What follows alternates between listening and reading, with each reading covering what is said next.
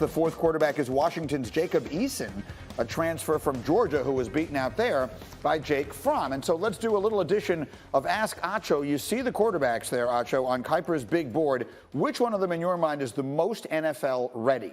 Greeny, everybody talks about tanking for Tua, but I'm going to say Joe Burrow is the most NFL ready because he's made all of the NFL throws. You saw him versus Florida, throwing darts in the red zone. You saw him versus Texas, and you see there, back shoulder throws. I get that Tua, he has the yardage, but 66% of Tua's yards have come after the catch, meaning after the receivers already have the ball in their hands. No knock on Tua. He's winning within a scheme, but what Joe Burrow has done will translate better to the NFL. Joe Burrow's a flat-out stud. Look, at the beginning of last season, no one was talking about Kyler Murray, and he wound up being the number one pick in the draft. Burrow could wind up being that guy as well. Second question, real simple. LSU at Alabama, who's going to win? Go Tigers. That's all I have to say. I hear your stats, Greeny. Alabama 78-4 since 2008 at home. They win by 31 points or 32 points at home. Joe Burrow don't care. The Tigers don't care. This is one of those historic seasons that LSU, I think, will transcend and defy all odds. Remember what Johnny Manziel did. Remember what Cam Newton did. Both those players won Heismans, went in the first round in the NFL draft. This is that year for Joe Burrow. He's got the swag. They have the moxie. And the last thing I'm going to say, again, Coach O said, we coming. I believe him. They coming. Okay, and then we take a question on Twitter every single week for you. And this week, our Twitter question comes from Trevor Hicks, who tweets at us, Acho, do Baylor or Minnesota get in the playoff if they stay undefeated? And let us specifically talk about Minnesota because they have the monster game this weekend with Penn State. An unbeaten Minnesota, does that team get into the college football playoff?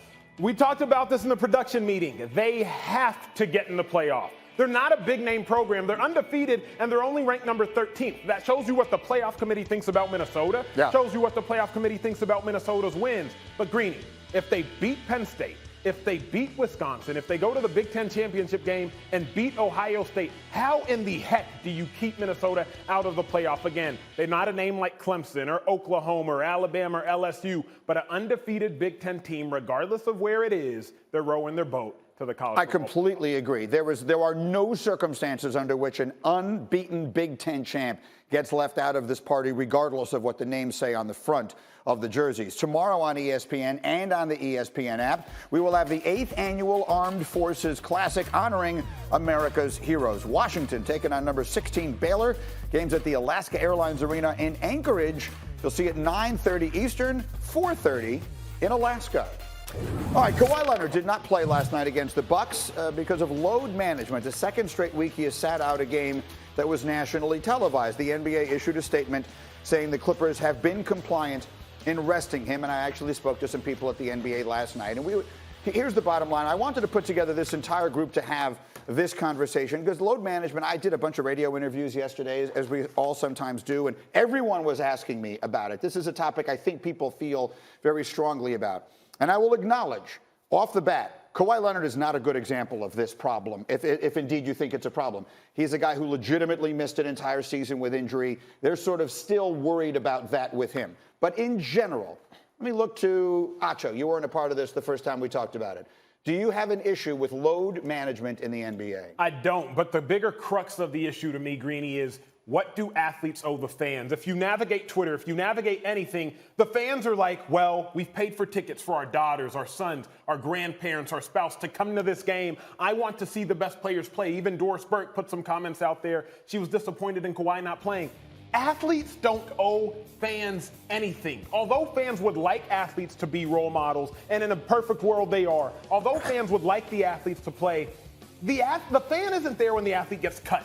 The fan isn't there when the athlete gets hurt. And in fact, fans as a whole are actually typically derogatory to athletes, fans collectively. I think that none of that really matters. And I think I'm an athlete, and I'm on the side of the athletes, but I think that you're letting your own personal sensitivity get into this. They are paying for a product that they expect to be at its peak. I understand them expecting the product to be at its peak, but I do think that the athletes kind of owe this to other athletes, because if they don't show up to these games, enough of nationally televised games, that brings down the value of the television package that they're paying, that they're selling. And you bring down the value of that, that impacts basketball-related revenue, which impacts the size of the salary cap for all the players going forward. So it matters. If I'm a fan of the Clippers, I know that Kawhi Leonard is going to be managed. If I am an NBA fan, I'm buying a road ticket in New York when the Clippers are going to be here. I know that there's a chance Kawhi may not play. If I'm a fantasy basketball player, I know if I'm drafting him, he may not play all the games. Everybody knows. What's so surprising? I think a lot of this stuff is really being blown out of proportion. Like, I don't, like, we're talking about with Kawhi a little bit, but like, we talk about here and there with LeBron, but LeBron's playing. We don't really talk about it with any other players.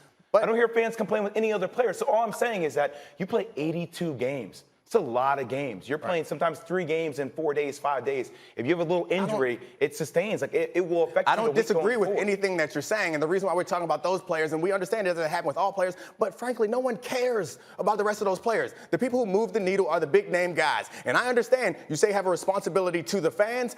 They're doing the right thing by their own fans because their fans want a championship. And the way to get a championship is to rest Kawhi. But this matters. If you're not showing up consistently, that affects the prices. I'm sure that affects everything. I'm sure there are players who played in the 1980s and 1990s who are laughing at this, saying, man, these guys need a night off, load management. What is that? But it's a different day and age, and players have more power than ever before, and they're exerting their power, and they're preserving their bodies. There's a cost to that, and I don't care about old guys complaining. Like, I'm good. Here's the What's other the cost thing. going to be, though? Don't you think, if you're a fan, wouldn't you rather win a championship 1,000%. than see Kawhi play every single You didn't hear Toronto fans Let me complain say about this this last year. 2 things. One, you're acting like those things are mutually exclusive. Correct. Like the notion that a player sitting on a game on November 6th is going to have anything to do with who wins the championship this year. In my opinion, that is completely ridiculous. Second, and maybe more importantly, what you have to do is take the word fan out of this. And I have been the advocate for the fans on TV and radio now for 25 years. Fans make their biggest mistake by treating themselves as though they are emotional things. We're customers. That's the word, We're customers. The fans are customers. And my parents owned a tiny little bookstore in New York City for 30 years. And I know that if we treated, I worked there every summer, and when the people would come in and wanted to buy something, I treated them the way sports fans are routinely treated, that no one would ever have come in and bought anything from us. But because these teams have essentially a monopoly on everything, you have no choice but to put up with whatever it is. So if the fans behaved a little more like the customers that they are and said, you know what? So this superstar, this game isn't important enough for him, well, then I'm not going to buy a ticket to this game. That's where things would change. Don't buy a ticket. Right. Don't buy a ticket. I'm just being real with you. Somebody else will. Exactly. That's my point. That's the beauty of having a monopoly, because your tiny little bookstore had to compete with other bookstores. The NBA doesn't have to compete with other NBAs. It's the exact same dilemma when athletes are like, you know what, I'm going to stand for this and stand for that. I'm not going to play. Well, we'll sign somebody else. That's the dilemma that the fans are in. That's the dilemma that athletes are in. Somebody will buy a ticket, Schefter, to your point, if this fan doesn't want to. It's nobody's job, or it's not a reasonable thing to expect people to worry about other people's problems. But at the end of the day, we're making a business transaction here. And if there is a feeling that one side is not holding up their end consistently, eventually that has to become a problem. I'll just say this. How do you factor in analytics? Because a lot of times analytics has proven over the course of time that, hey, your rest is more optimal for this towards the end of the season. That's the challenge or the conflict that's at the center of all professional sports, is that winning is not necessarily associated with making a better product. So the things that motivate you to win are not necessarily going to be the things that make the league the most entertaining. So when you have 2 competing interests like that, it's hard to find, because it's logical to load manage when winning is your optimal goal, but also your optimal goal is to make as much money as possible. So you want your stars out there to do that. Those 2 things don't always go together, and in fact, sometimes they are at odds with each other. Look.